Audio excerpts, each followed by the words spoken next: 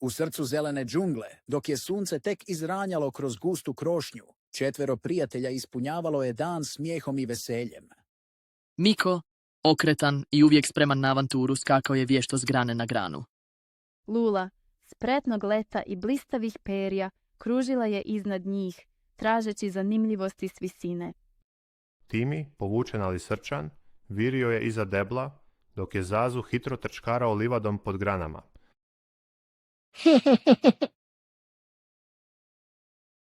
Hej, prijatelji, danas je savršen dan za igru. Idemo se penjati na visoke palme. Da, a poslije možemo sakupljati najsočnije plodove. Ja, možda samo malo gledam, ali ako zatreba, tu sam. Nemoj se skrivati, Timi. Hajde da zajedno uživamo. Dok su trčali i skakali, ugrušak tišine prostru i džunglom.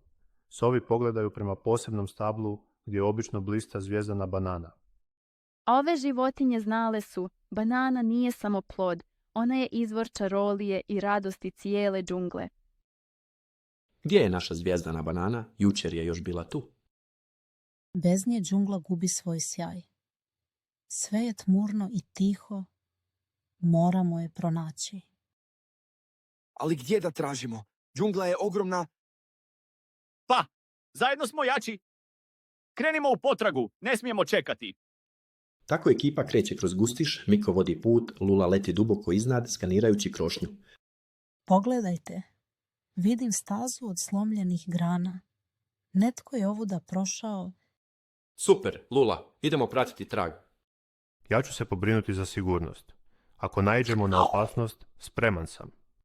A ja ću paziti da nitko ne zaluta. Nakon kratke potrage dolaze do gnijezda na gustoj grani. Stariji tukan sjedi pokraj nestale zvijezdane banane, nježno mašući krilom. O, došli ste. Nisam znao da ste me tražili. Tukane, zašto skrivaš zvijezdanu bananu? Nisam je ukrao. Čuvao sam je jer je bila bolesna i nisam htio da joj se išta dogodi. Bio sam usamljen. Ah, razumijemo te. Hvala što si se brinuo. Možemo zajedno pomoći banani da se opet zasvjetluca. Zajedničkim trudom banana je vraćena na stablo, džungla obasjana zlatnim sjajem.